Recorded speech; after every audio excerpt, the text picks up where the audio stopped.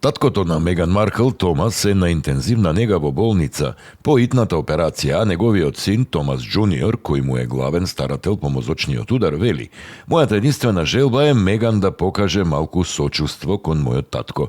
Тој буквално се бори за својот живот. Го однесов татко ми во болница, близу до нашиот дом, и направија разни скенирања и лекарите рекоа дека неговиот живот е во непосредна опасност. Не превезоа со брза помош со вклучени сирени до многу поголема болница во центарот на градот. Мојот татко беше подложен на итна операција. Би ги замолил сите низ целиот свет да го имаат во своите мисли", вели 59-годишниот Томас Маркл Джуниор, постариот брат на Меган. Би ги замолил сите низ целиот свет да го имаат во своите мисли, вели 59-годишниот Томас Маркл Джуниор, постариот брат на Меган Маркл, по итната операција на нивниот 81-годишен татко Томас Маркл, кој е отуѓен од својата ќерка од незиниот брак со принцот Хари во 2018 година, пишува Daily Mail. Другата ќерка на Томас, 61-годишната Саманта, изјави дека верува дека притисокот од последните неколку години го оставил својот данок врз таткој и допринел за неговата кршливост. Околу 2 години по смртта над звездата од пријатели Метју Пери, судот во Калифорнија го осуди Салвадор Пласенсија, еден од неговите лекари, на 2,5 години затвор. На осудениот исто така му е изречена казна од $5,600, објави Лос Анџелес Таймс. Инаку 43-годишниот доктор претходно призна дека го снабдил глумецот со анестетичкиот лек кетамин и изрази каење и се изјасни за виновен.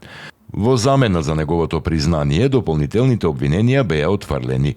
Обвинителите го обвинија лекарот дека неколку пати набавувал дел од тој медикамент за Пери меѓу 30 септември и 12 октомври 2023.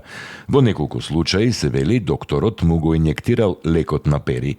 Наводно тој добил и неколку $1,000 за тоа.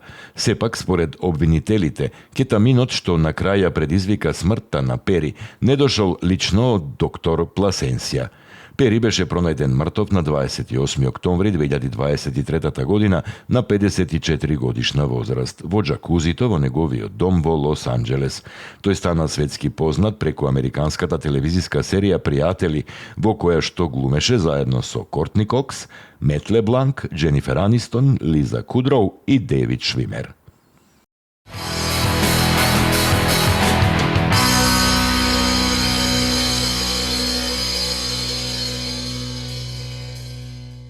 Познатата млада кантавторка на современата македонска музичка сцена Дина Јашари годинава е официјално избрана да ја представува Македонија на најголемиот европски шоукейс фестивал Eurosonic Norderslag.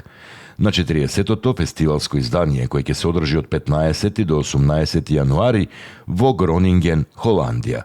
Настапот на Дина на овој престижен настан представува значајна можност за незината кариера, но и важен момент за нашата, но и регионалната музичка сцена. Дина Јашари ќе има уникатна прилика да ја представи својата музика пред меѓународната публика и пред врвните музички професионалци од светската музичка индустрија.